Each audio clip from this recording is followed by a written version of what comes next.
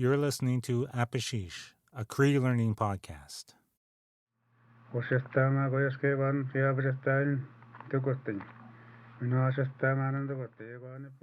These are the words of Alfred Carpenter. He is telling a legend in Cree. It could be about a big skunk and Wolverine, or a story about a great conjurer. It might be a tale about the Wendigo, a famous figure in First Nations legends across the north. But I don't know what he's saying, because I can't speak Cree. And the speaker is my late mooshoom. Mooshoom is Cree for grandfather. I was never able to speak with him because he didn't know English. He passed away about 20 years ago, and we were never able to have a conversation. Several years ago, I discovered there were recordings of my mooshoom telling legends. While I was glad to hear his voice again, I was disappointed that I still can't understand them. I plan to change that. In this podcast, I will document my journey to learn my language, and after 12 months, I will listen back to the recordings, and hopefully, I'll understand his words. My name is Lenny Carpenter, and welcome to Apashish, a Cree learning podcast.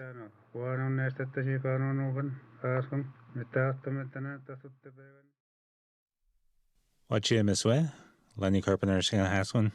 Hi, everyone. I'm Lenny Carpenter, and welcome to the podcast. I'll be your host for the next 12 months, at least. So for this first episode, I'll break down what I hope to do with this platform and how each episode will work. But first, I'll start off with a bit about me so you know who I am and where I come from. I'm a member of Attawapiskat First Nation, but I grew up in Moosonee, which is also on the James Bay coast. I also have a strong connection to Port Albany, which is my mom's home community. And actually, both my Kukums are originally from Albany, while my Mooshooms are both from Attawapiskat. When I was 14, we moved to Timmins, and I've pretty much lived in urban centers ever since, including Ottawa, Thunder Bay, and Toronto, until I moved back to Timmins about 6 years ago because I wanted to be closer to family. Professionally, most of my background is in media.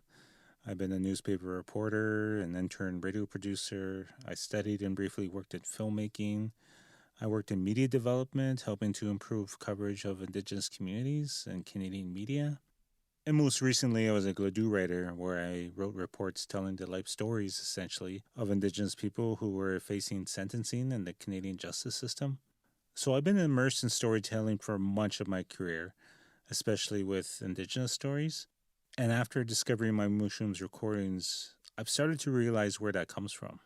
So my Mooshoom's name is Alfred Carpenter, and he's originally from the Attawapiskat region and moved to Moosonee for work. And that's where he met my granny. They married and had children, including my dad. Growing up, we used to visit them a lot. We go over on Saturdays where my parents played radio bingo with them, or we go there after church on Sunday. Like I said in my intro, my Mooshoom doesn't speak English and I don't know Cree. So we weren't able to have a conversation. Still, we developed a bond and had our little jokes. My granny liked eating these birds called yellow legs, and they come around sometimes when I was goose hunting in the spring. So I shoot them and give them to her. The Cree word for yellow legs is shell shell shell, and they have this high shrill call. So sometimes when I was visiting out of nowhere, my mooshoom would go, shell shell shell, shell shell shell. Like he's mimicking their call, and he'd watch for my reaction, and when I look, we start laughing. So those are the moments I remember that we had together. When I was living in Toronto, I started to read the book Treaty Number 9 by the late John Long, who was a professor at Nipissing University in North Bay. And in the beginning of the book, in the section called Miigwech, he gives thanks to people that helped him. And I was surprised to see one person he thanked. It read, I appreciate Alfred Carpenter's generosity in sharing a Wendigo story that was recorded and translated in 1984. And I thought, Alfred Carpenter? That's my Mooshoom's name. Is that the same Alfred Carpenter? And then the book mentions that these recordings are at the Ojibwe and Cree Cultural Center, which is in Timmins. So the next time I came to town, I went there and I asked for these recordings and I left my contact info. And a few weeks later, I received a USB drive in the mail. and I had these audio files in there in a Word document. So I listened to the tracks and I got excited, and I was pretty sure that was him. And I showed my late dad and my uncles later, and they said, he sounds young, but that's him. So it was pretty cool to discover these and to find out that my mooshoom's words are, preserved and archived as part of our people's records. And I don't think people in my family knew that they were there. So, like, my dad and my uncles were pretty excited to find out about this. But at the same time, even though I made this discovery and I can hear his voice again, I feel sad and disappointed that I can't understand them. And I grew up with fluent parents and grandparents, obviously, and other family, but I just never learned. And I always told myself that I would learn someday. Well, I guess that someday has finally come, and that's, the premise for this podcast. So my plan is for the next years to make a concerted effort to learn Cree, and I'm going to document my journey in this podcast. And also every month I'll talk with a guest who may be a fluent speaker or maybe they're a language learner as well. And we'll talk not only about the language, but I will also hear what their story is and where they're from. And then after a year, I'm going to listen back to those recordings and see how much I can understand them. So that's the plan for this podcast. So why go about learning Cree in this way on this platform? I think part of it is holding myself to account because I've told myself for years that I learned Cree. And I know a lot of others, people my age and people who are younger that aren't learning it, that can't speak it. And we know for a fact that the number of Indigenous language speakers is declining. According to Statistics Canada from 2016 to 2021, the number of Indigenous people who can speak their language conversationally dropped by 4.3%, or about 11,000 people that we lost as conversational speakers. And obviously there are a number of factors why we don't have as many fluent speakers, with the impact of colonialism and residential school. But I feel a sense of responsibility to try to learn it. So I thought I would put this out there and, maybe it'll inspire some other people to learn their language. And it'll be an interesting project and an experiment of sort, given that I have this specific time frame and goal. So we'll see how it goes.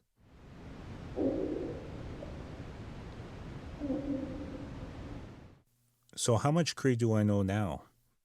Well, my current Cree vocabulary is mostly words or phrases I heard around the house or when I was out in the bush, things my parents or my grandparents would have said. I also had a Cree class when I was going to elementary school in Moosonee, and honestly, it didn't really add much to what I already knew. We learned the syllabic chart in animals and the months and seasons and stuff like that. So I can say things like Mahi, meaning tent, or Chiahigan, meaning axe, or Niska, Canada goose, Benel, partridge, or at home it was things my parents would tell me like Asinaganan, wash the dishes, or Mashchenapa, go to bed, Kapaha TV, turn off the TV. Just kind of commands and short phrases like that. And like when I think about the Cree that I use day to day right now, it's really just words and things my parents would have said to me. And when I call my mom, for example, I might say, Dane tuttaman, what are you doing? And that's pretty much how far I'll go in terms of trying to have a conversation. I just start speaking English after. I feel like I understand more than I can speak. And if I hear people speaking Cree, I'll catch some words here and there just so I may have an idea of what they're talking about, but I don't know exactly what they're saying. So that's where I'm at right now. So my first guest is Angela Shisheesh. She's an elder originally from Attawapiskat First Nation, and she's been involved with the Cree language for the past 40 plus years, whether it's translating, interpreting, or teaching. When she was 7, Angela was sent to St. Anne's Indian Residential School in Fort Albany. In recent years, she has advocated for and represented other survivors of St. Anne's in court and the media, and she's currently the Native Language Coordinator at Ojibwe and Cree Cultural Center here in Timmins. We sat down in our office earlier this month. I was nervous going into this interview given the subject matter that I knew would come up, but Angela has this warmth and strength that made me feel more at ease when we did discuss them, and we were still able to have some laughs along the way. Production note. I edited the interview for length and flow. There's a part near the end where I asked, did you teach them Cree when they were growing up? That's in reference to your children, which becomes clear and it seems obvious, but I wanted to note that now. And I want to give a trigger warning. This conversation contains discussion of sexual abuse at residential school, so take care when listening. This is my conversation with Angela Shisheesh. When did you first get into this type of work, this translation? I started way back. My son was only 6 months old. That was in 68. And I was so scared the very first time. I had to do a murder case. That was the first time that murder happened in Ottawa, way back. Mm-hmm. And this guy that I think your grandparents related to this guy. His name was Naguchi. You know, Emil Naguchi, the old man they used to call Chaman. It sounds familiar. Yeah. His son's name was Remy Naguchi. Oh, okay. He's the one taught me how to interpret, not to be afraid, as long as I understand and as long as I know English, both languages, never to be afraid to do.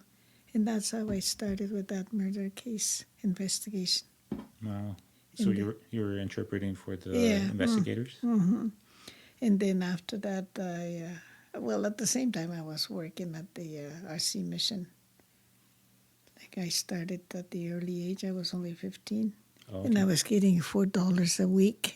Oh, was that good back then? Or? Yeah. Yeah? It was good. Yeah, it was good. It was around in 65, yeah. Because the last year I was in Fort Albany when 64. That's when I came out from residential school. Okay. 1964, yeah. But I did not go to high school because I had to be with my mom. She was not healthy. My father didn't want me to go to high school. You stay home, he says. You help mom. Because I'm out trapping my trap line, he says, and you stay home with mom, with your brother. My brother was at home to do the house, whatever needs to be done, like the food-wise, hunting and all that. So you had this job interpreting for these investigators. Did that lead to more work? It leads me to want to help myself to gain more understanding. Anything I know with the English language, I did not really get it from the school. Not really, not everything. But I taught myself. The dictionary is my best friend in life. The encyclopedias, those are my friends. They are my good best friends. And I taught myself how to write, how to read. And it was called Practical English, the learning system that I use. I order it from the States. And that's how I learn. That's how you learn English properly. Yeah, and that's how I got admitted at the one of the courses that I took when I became a teacher's aide at the college. That's how they accepted me as a mature student, because I had to write up a paragraph too, and they accepted me as a mature student. When was this? That was in 77. Oh, okay. No, not 76, yeah. Because I went back to school after that. I went back to Laurentian in 78. That's when I graduated in that Oh, university. oh wow. Yeah. And then I never went back to Arowapskat. Like, I put in about 8 years of teaching in Arowapskat after taking that teacher's aid program. So I used to go out every summer to go and take some courses. That's how I encountered that Teachers Ontario Teaching Certificate. And then they put me to teach grade 8. And then when I see those students now, their mother, their grandmothers, grandfathers now, when I used to see them here, Yeah. where did I go? Where was the year? And I don't even have a grandchild yet. Oh, really? Yeah. And then one of them is a principal. No, three of them are principals, and the other one with administrations and nurses, the ones that I had before, when Yeah. they were in grade 8. I said I must have done a good job preparing them to go to grade 9, because grade 8 is the most important grade Yeah. before you go into high school. Yeah, for sure. Yeah, and then when I graduated from Laurentian, I never went back home. I made a home here because I had 3 kids then, and I wasn't going to put them what I went through while I was in school. I didn't want them to be separated from me, you know. A lot of people, I'm sure your mother felt the same way too, you know. I'm sure that's what they did. Yeah. A lot of people that I know. And where was the dad at the time? Like I said, I didn't have no, Okay. like when I told you about my example, there was 3 different. Oh, okay. Then that's what happens when you're impacted of sexual abuse as a child. Right. Didn't happen at home, it happened at school. One of them was the priest and the other one was not. Oh, right. Yeah. It happened to me on a dentist's chair for the priest. My God. Wow. Yeah. Very scary. Very, I used to be ashamed to talk about that, but not anymore. Because I know it's not me. It's not my fault. Yeah. That's what and I know I told that to my girls. I said that's the reason why you have a different father. And I had to teach them at a young age to tell them about the sexual abuse and all that. If somebody ever does something to you, please let me know right away. You have to prepare anyone. Even up to this day, my grandchildren, when they were small, I used to tell them that. Somebody ever say anything to you or says or look at you, please let me know. Yeah. Wow.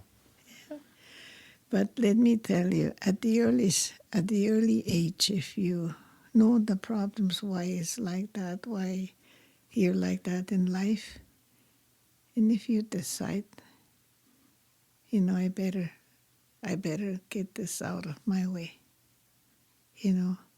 It's not my stuff that was given to me. This is how I was treated. Now it's time for me to get up and be the warrior about my emotions.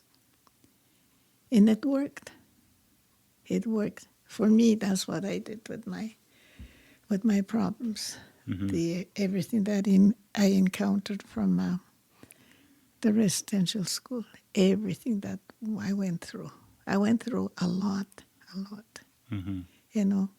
And it took me at least, I would say, 30 to 40 years till I can talk about what I went through, especially the sexual abuse and all that. It took me a long time. I had to go into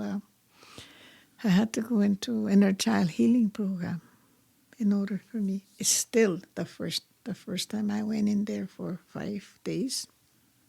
I was afraid. I was very afraid, thinking that that person is going to judge me, who I am, and all that. You know what I mean? And then the second time became a little bit easier. The third time, fourth time, that's it. Get it out of the way. All the abuse, everything that I went through. Mm-hmm. But the last thing a few years ago, what I did is, it's going to be 3 years in September. I had a call from Israel, one of the journalists, finding my stuff, what I did and what I did for the court and all that. And then I must have locked that one person out of my mind because I was at the early age when that happened.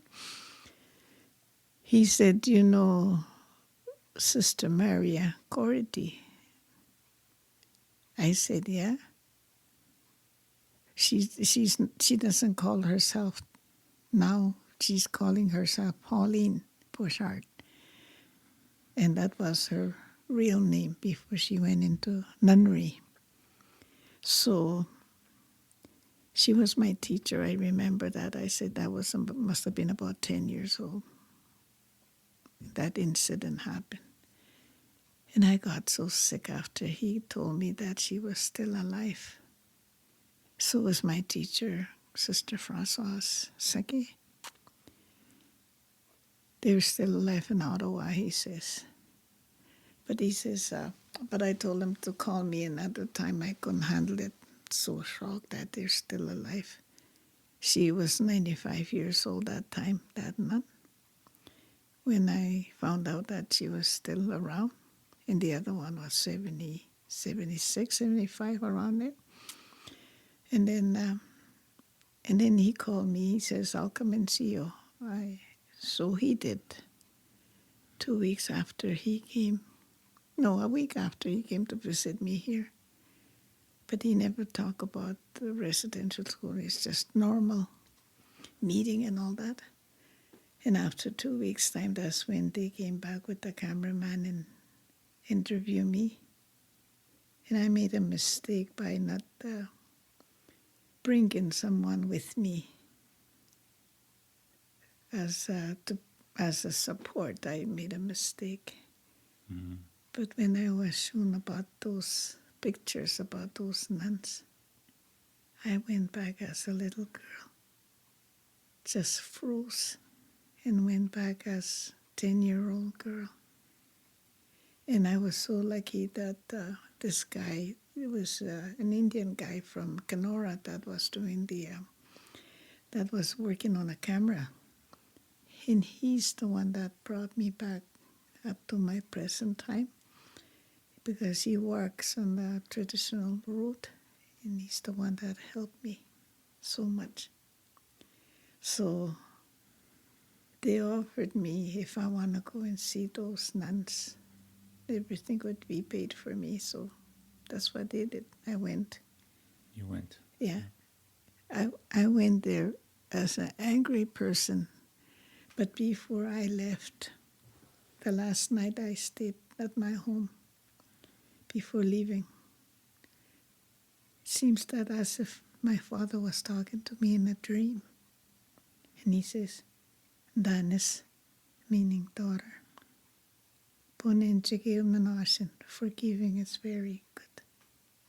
And I woke up and I reflect on that, because he was my dad, And then I went to Ottawa. And then we went to the nunnery. There was 3 of us. It was a guy and his wife. My son was there to support me, but he didn't come. He was not allowed he was not allowed, they were not allowed to go near to the nunnery, just the three of us. My grandson also came with me, one of my grandson. And then as we go in, we ask who we want to see. And of course, it took a few minutes. And then they came back. I'm sorry you can't see them because they're on their way to be put in the reformatory for waiting to die. And another sister came. She used to be in Albany, this sister. I don't know if you heard her name. Her name was Sister Denise. She was a very nice nun. She was not a French nun. She was from the States.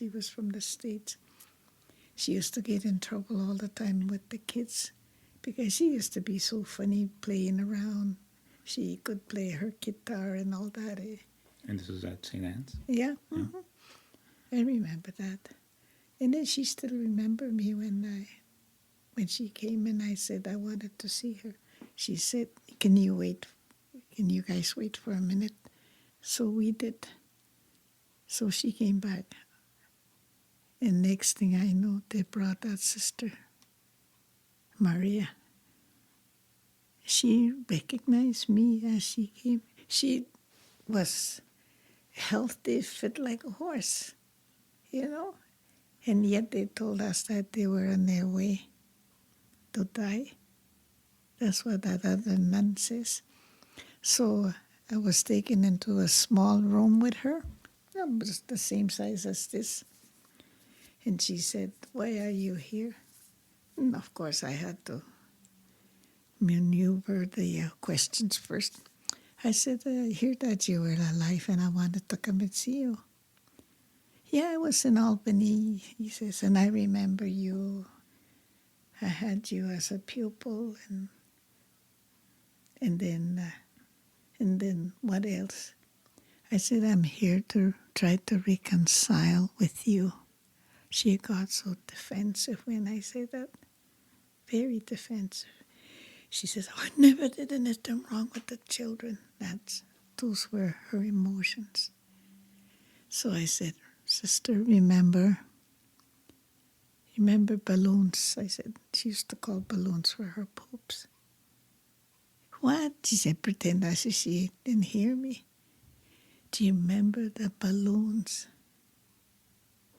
And finally, she just could not say no more. And then if she finally looked at me, you were a little girl. Yeah, I did terrible things to you. I must admit, she says, to tell you the truth. I said, this is what I needed to hear. Truth. And I can combine that reconciliation thing. That's my understanding now. I said, I always hear people using those terms, and nothing is happening. Truth and reconciliation. Everybody's talking about that, the government people and all that. Nothing is happening. There's no meaning to them. I don't think it's just a word definition like it was just a word for them. But to define the truth, it's how you'll be able to reconcile. You wanted to hear, this is what I did to you. And that's what I told her. That's why I'm here. She grabbed my hands. What are you going to do? She says, I'm here to forgive you, to reconcile with you. That's when she pulled me and held me like a child, the way you held like a baby. She was crying. And I know she meant every word. And it was the most incredible moment I had felt, so light, And I had a hard time letting her go because that feeling was so mutual, the loving way, And that's exactly what I did with that teacher, sister. Francois. And she said, you make my day. You help me to start my healing. That's what they told me. When we're not too far away yet now, they were saying. And I had a hard time leaving them.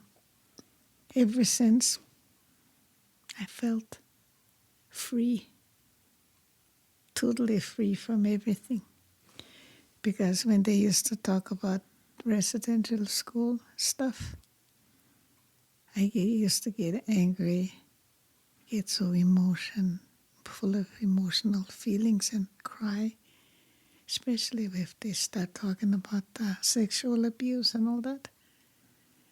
You just feel the anger inside,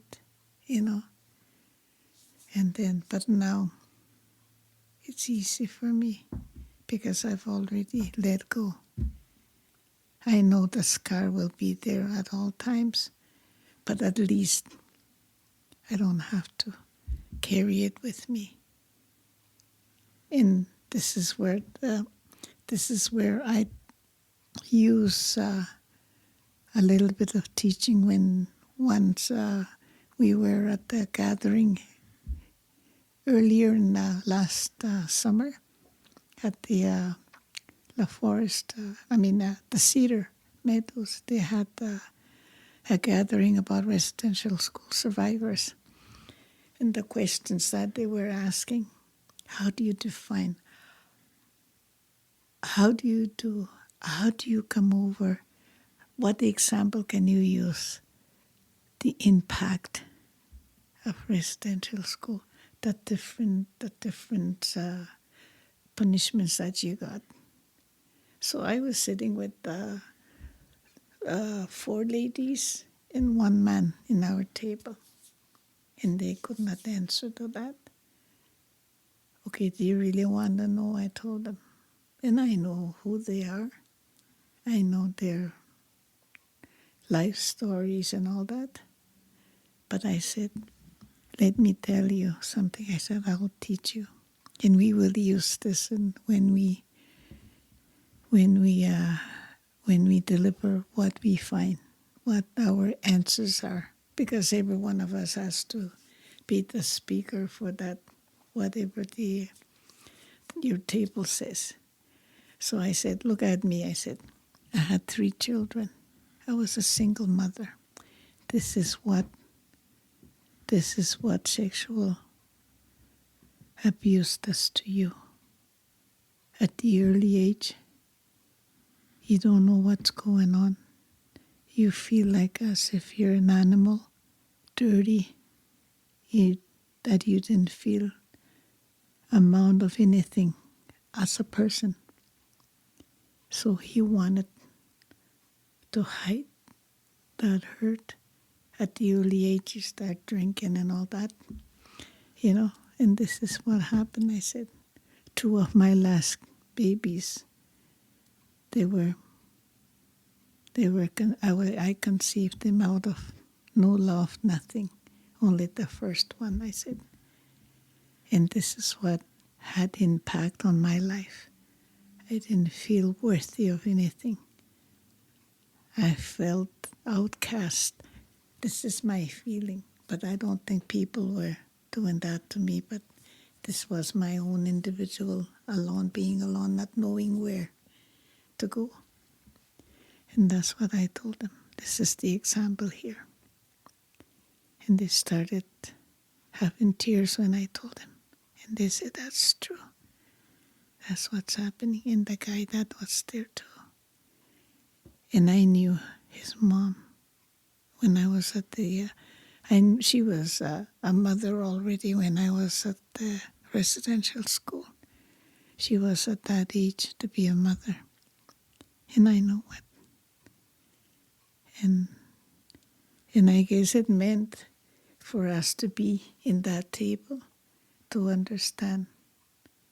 Because those were the same way, those other ladies that were in their situation, and the guy's mother too. It's that's how it is in life when you want to start to help others.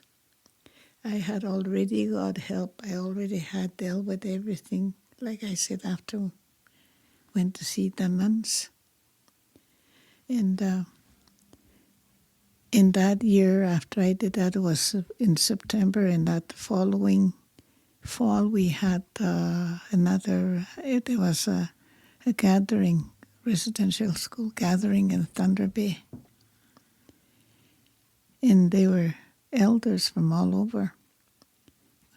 And when I mentioned my testimony, they came to see me. How did you do it? You must be very strong to be able to do that, to forgive. I said, I had to meditate the way I feel. If I pray, it's meaningless. If I have grudge against someone, I'm still carrying that angry at that person, and at the same time trying to pray. Doesn't coincide together. You know what I mean? And then even though I used to go to church, I used to pray, it was nothing. Didn't mean nothing. It was just the routine of your life, the way you were brought up. You go to church and your parents sent you to go to church and all that. That was just a routine for me until I finally just let go of everything, And then that's what I told all these elderly people. And then one old man came to see me. You know what? He says, your blessing is, you're going to have a gift.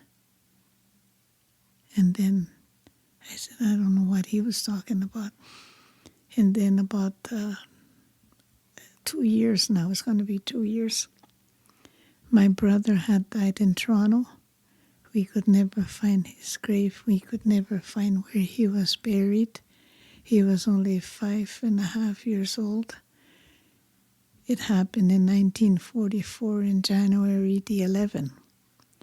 That was before I was born. And then this lawyer, she's so experienced in finding people. She knows where to go. She knows where the right people to ask. She's the one that found that graveyard in Toronto. Wow. She got that death certificate from that hospital, And then I was with my son in Tisasibi. That's where they had that other reunion residential school thing. Mm-hmm. And then I was with my son, he says, I got a very good news for you, Mom. They had found your brother's grave. I got the death certificate here, he says. In that moment, I cried. And he says, Mom, you know what that old man was talking about? And that's how it is. You really see your gift sometimes when you do something right. And that was one of them. And I'm happy that, and it was the first time that I went to see my brother's graveyard, just to go there. Didn't see it was full of snow then. It was early before Christmas. But now I'm going, but when I go down this month, I'll be able to go and see it. And then I'm happy. And then I know exactly the number because we have it on a death certificate. The people at the cemetery, the people that are working there, the office, they're very good. They have his name. All the names are listed there on the wall, the numbers and all that. Everyone that's buried in that cemetery. So, and you said he was 5.5 yeah, when he passed? Yeah. How did he wind up down there? The time when they start building Moose Factory Hospital, I guess it was not quite finished yet, and they could not accommodate everybody, people that were supposed to be admitted. But my brother had, my mom says that it must have been eczema, the way she described it, on the head. They could not heal it, and the only way people used to come to Moosonee is by canoe in the summertime to go and see the doctor. And that's how those men used to have seasonal jobs in Moosonee while they were building that hospital because they were able to work. That's where my father worked for the summer. That's what my brother says. I had my oldest brother and my other brother, and then there he was, my oldest, the second oldest, and then he was the third, and my sister and me. You're the youngest? And then my youngest sister, she lives in Toronto. And my sister was just a little toddler. She was not able to play outside yet. That's what my brother says. And when that happened, and then that's where in July that summer, that's when he was taken to the hospital in Toronto. You know, those hospitals, they have different names now, eh? The Sick Children Hospital, and it was all General Hospital. It belonged to the same hospital, only it was for the children elsewhere and something else, St. Joseph and all that. But yet they were called just General Hospital. And then the person that escorted my brother down was Peter Hokamau. He was from Mattawapskat, Teresa Hall's brother. He's the one that told me about when they were taken from Moosonee. And your brother was very little, he says. I know. He cried most of the way, all the way down. He only stopped when he was sleeping, and then he told him, "We will see Mom soon. We will see them soon." And then when they got to Toronto, that was the last time he saw him. He was taken somewhere else, and he was taken somewhere else, Peter. Yeah, he's the one that told me about him. I only knew his name, my brother. Mm-hmm. And I didn't know what year he was born and all that. And that's the only thing that I could give information to that lawyer. His name and all that. And it was easily found. So, the problem too, they gave us 3 last names, eh? They call us Shisheesh Right. and Mutt.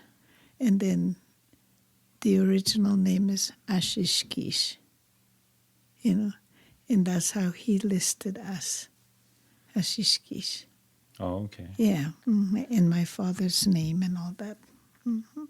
Do you know when this name change happened for you guys? I don't. When I was in school, I was 7.5 years old the first time when I was taken. And they called me Mud, M-U-D. Mm-hmm. I guess they translated that as Shishki. It's Mud, but my brother said it's not. It's a Shishkish. That clay part.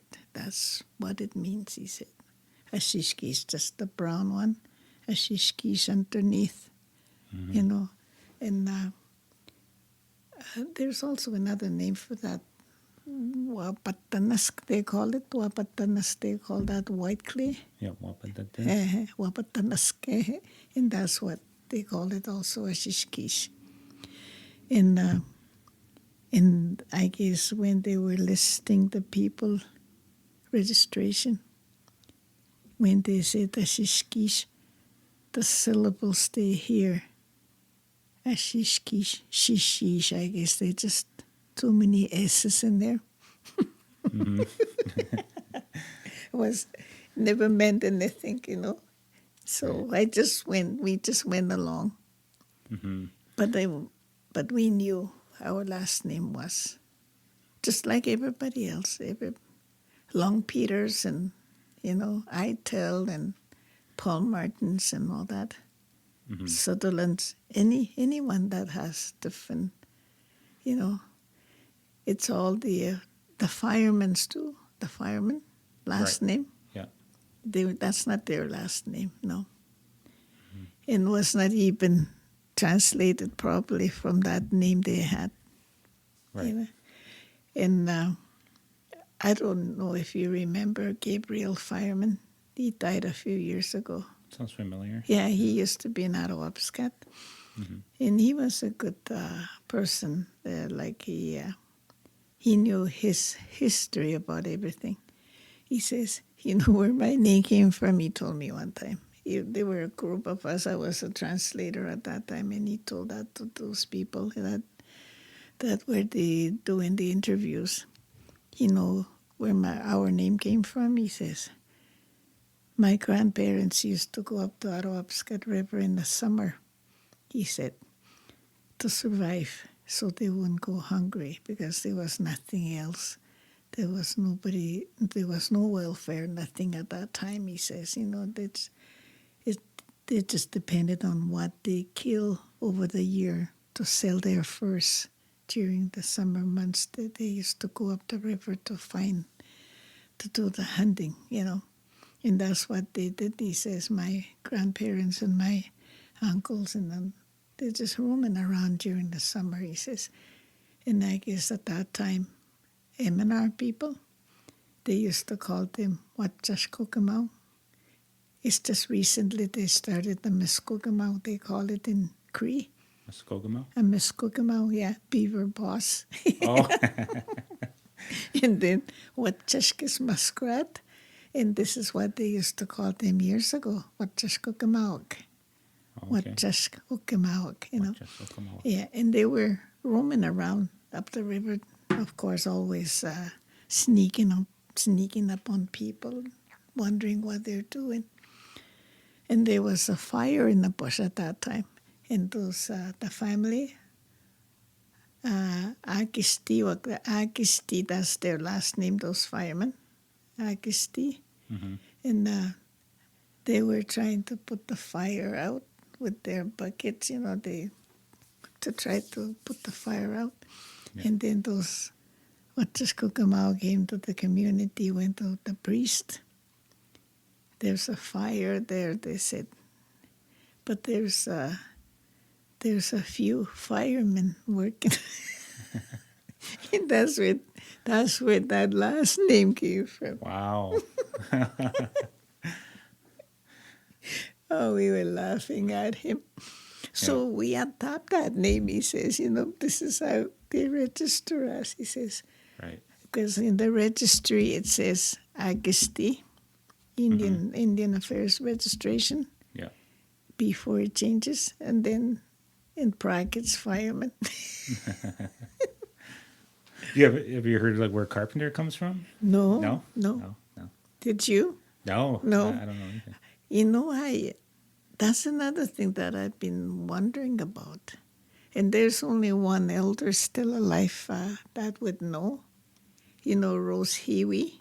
Rose Huey. She lives. That's your grandfather. Yeah. Your grandfather's sister. Oh, okay. She's the only living one still. Yeah. Yeah. She lives in Cash. Right. Yeah. Yeah.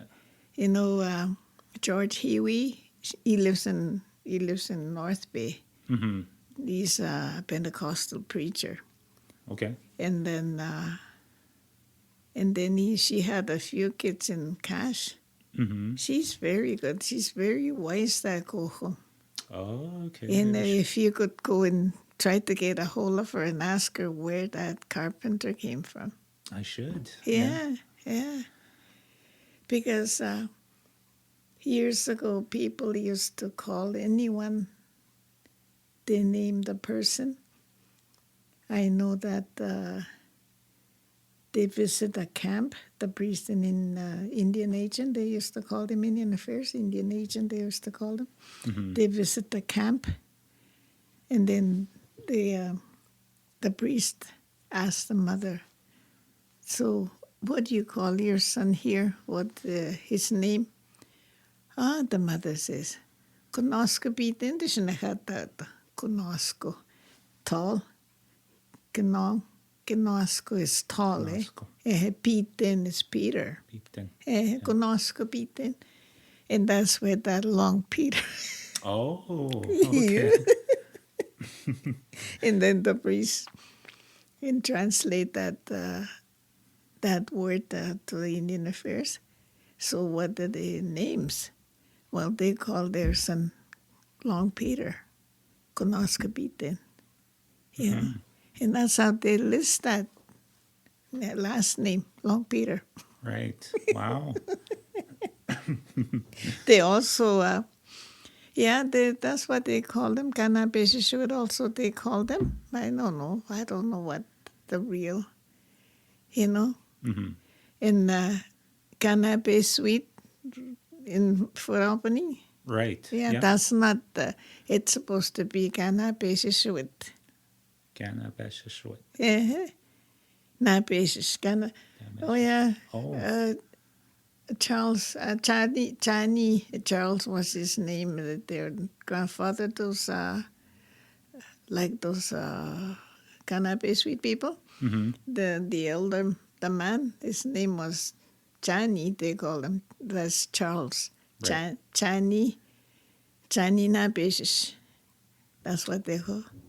Oh, okay. Yeah, and also they said Kanabeshishut. Chani Kanabeshishut. And that's where that Kanabe sweet.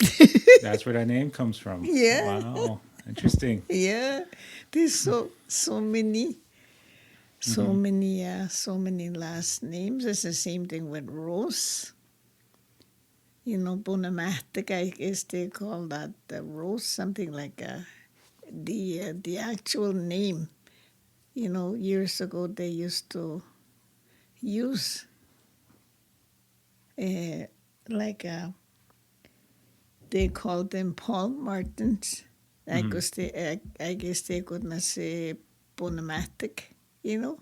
Right. And that's what I was told anyway. So now they changed their names to Rose now, eh? Mm-hmm. You know, Leonard Rose. Yeah. Yeah, in Arawapskat. Yeah. Oh, wow. Interesting. So many interesting stories. And did you teach them Cree when they were growing up?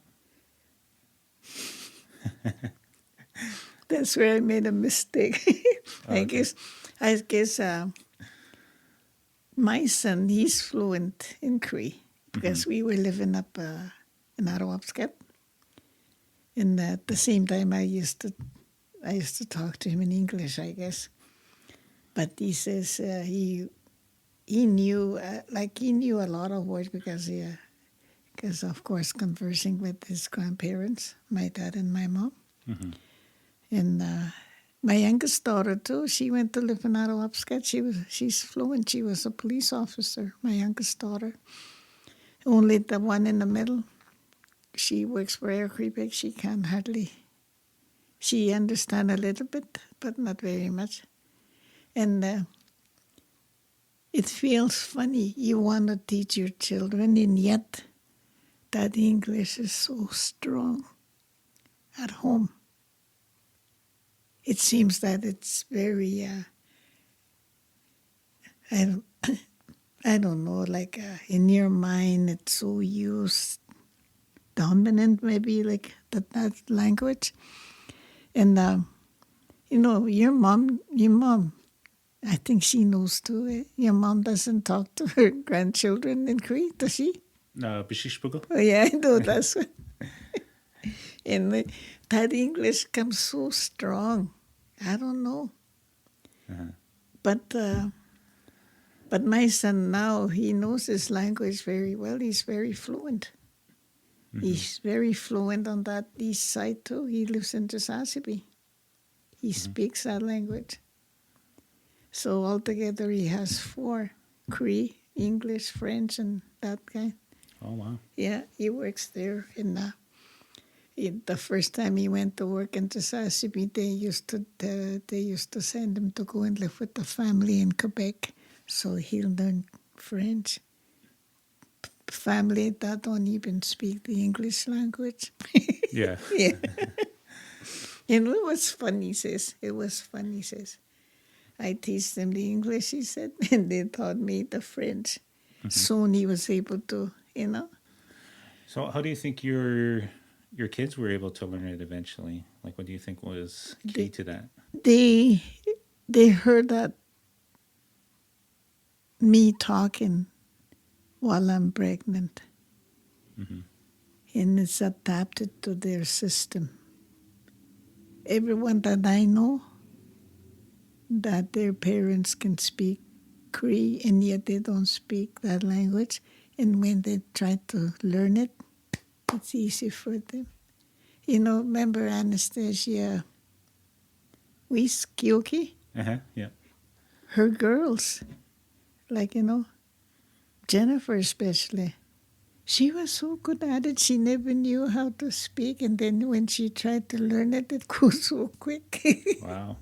And that's what she was telling me. It's because I used to speak Cree all the time when I was pregnant, she says.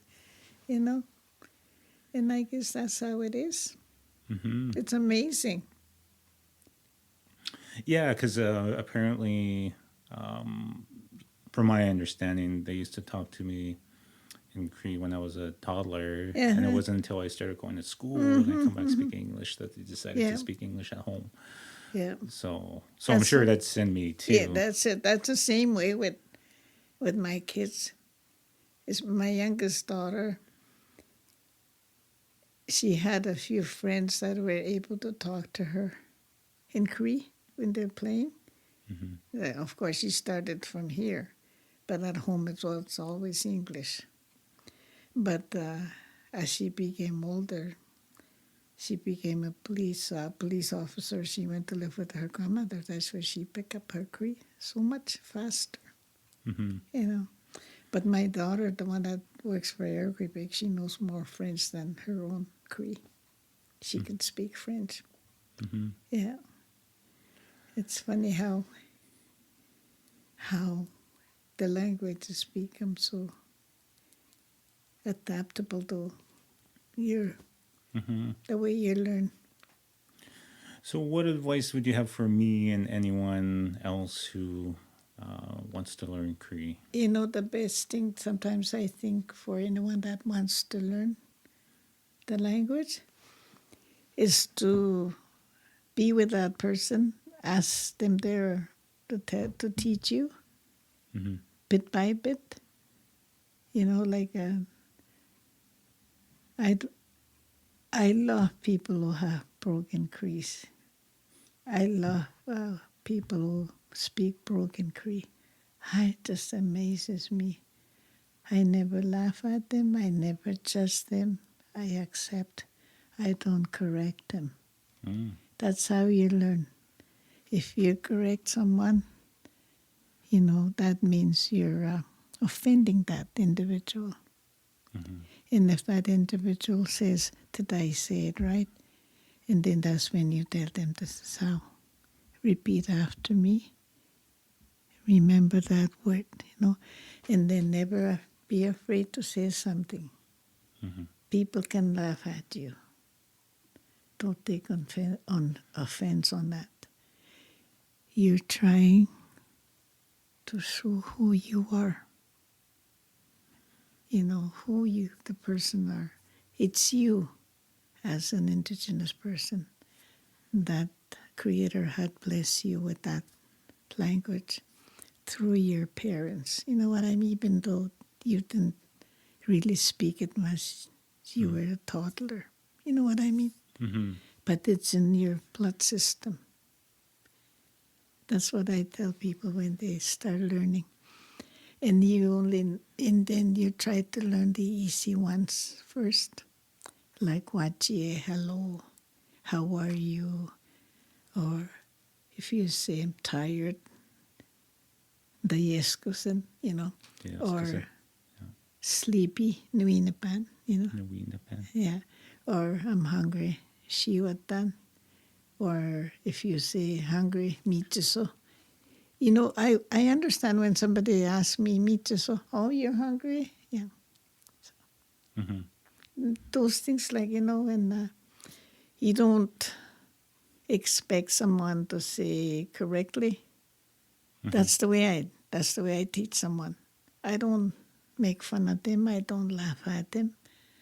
I do it with a great respect to them. because I learned quite a bit from young people. I do. I learned so much from young people. Yeah. Just talking to you here, I could feel the sincerity, how you want to learn the history, how you want to hear what happened and all that. And that's kind of people that I love. I have great respect for those kind of people that really want to learn all about their history. You know what I mean? I like that when I go to bingo and if I said someone, if I said where you're from, and then and they started to talk to them, even with the L dialect, there's no problem with that. Yeah, so I grew up, there was some Cree, but it's like little words here and there. And usually it's things like, when your parents are kind of commanding you or something. Ah, masyana pa. I know. Kasinaga na, do the dishes and stuff around the bush. Or even behave, napaka. Yeah, exactly. Yeah, so stuff like that. And, stuff in the bush too. And passes again. And then when they say, patisini, it's not the way people would think, patisini is just a common sense, to interpret it as hell with you. Patisini, but just time hell with that, Oh, yeah. But it's just a common sense, nothing bad. That's not how you feel about your child. Patisini is just a playful thing, eh? Yeah. Yeah. Because I heard that a lot. Was patisini? Yeah. It's so funny when we use our language. Things that people laugh at it, and because it sounds so comical to us, but when you interpret it in English, it's not the same. So do you have anything to teach me today right now? Is there, I don't know. Do you know how to say window? Window? Mana? Paspapuan. Paspapuan. Paspapuan. Oh, okay. Paspapuan. Paspapuan. And then what about pencil? Masanahigan. Natik. Masanahigan. Yeah. Masanahigan is a book. Yeah. Masanahigan. Masanahigan no one, paper. Oh, okay. Masanahigan no one? Masanahigan no one. No one. Masanahigan no one. Masanahigan no one, paper. Yeah. Ashikan, sock. Ashikan. Oh, okay. Ashikan is two. If I could find that booklet that has a CD. Oh, okay. That Anastasia Wieskat made it. It has a CD. Yeah. It's written Roman orthography. It's so easy to follow. You listen to it. Yeah. It has everything, Maybe you should ask him if they have it. It's only $10 for a little booklet. Oh, okay. I don't see it here. Just a minute.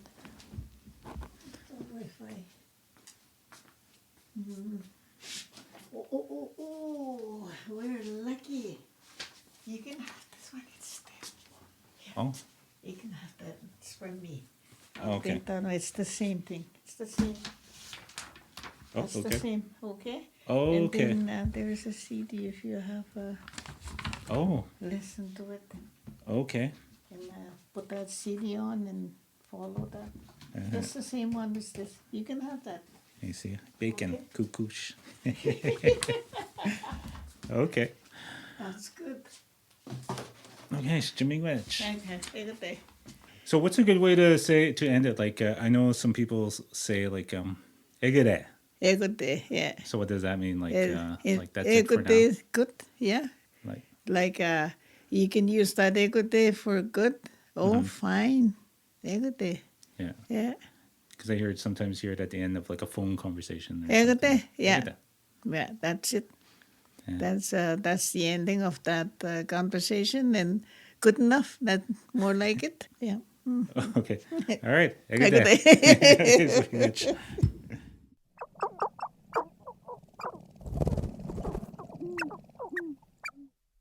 So that was my conversation with Angela. She's such an incredibly strong, courageous woman, as you can hear from that conversation. She had a lot to share, and we didn't even talk a lot about the things I planned to talk about, like her advocacy work for other residential school survivors. And I really appreciate her generosity in sharing her time and her knowledge and her story. And she even gave me a learning resource. Basically, it's a booklet with a CD. It's called Nineta Omashkego Mun. I speak conversational Omashkego Cree. It says here on the cover. Anastasia Wisk is the author, and it's a small booklet from the Ojibwe and Cree Cultural Center. It's 48 pages, and there's 21 lessons. And there's things like genders, numbers, verbs, question mark, general conversation, time of the day, days of the week, time of the clock, months, seasons, buildings, food, animals, demonstrative pronouns, body parts, relatives. Yeah, so it's got these lessons, 21 lessons, and it comes with a CD as well. There's 21 tracks. It sounds like this. Lesson 1, repeat after me. Animate nouns. Spoon, emechwan. Bird, beneshish. Boy, nabejish. They also have an app. If you go to the App Store and search Omashkego, and on the home screen, there's different categories. So, for example, I'll go to emotions. So, I'm cheerful. Nimanentin. I'm laughing. Nipafin. I'm scared. Nisekisin. And things like clothing. Uskishakwapisko. That's glasses. Mittens. Astasak. Boots. Maskisana. And so on. So, there's number of categories here. It's just basic terms, but it can get you started if you're looking to learn. So there's other categories like shapes, trees, months, seasons, holidays, food. So that's one resource that's available for you. So for my learning plan for the next 4 weeks, I'll do at least one lesson per day using the CD for pronunciation and going through the plan. And I'll also write them down. And at the end of every week, I'll review all the lessons before moving on to the next set.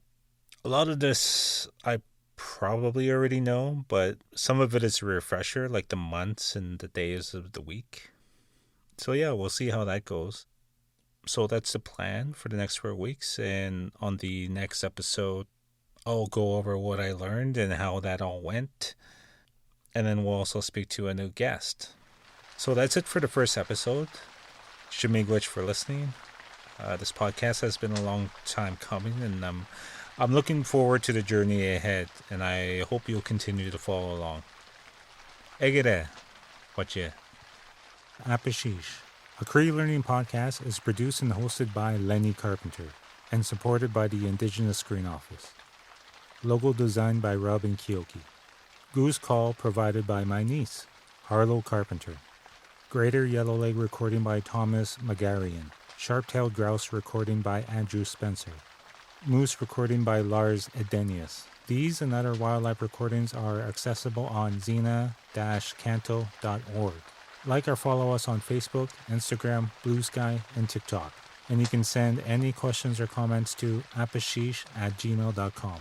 Miigwech for listening.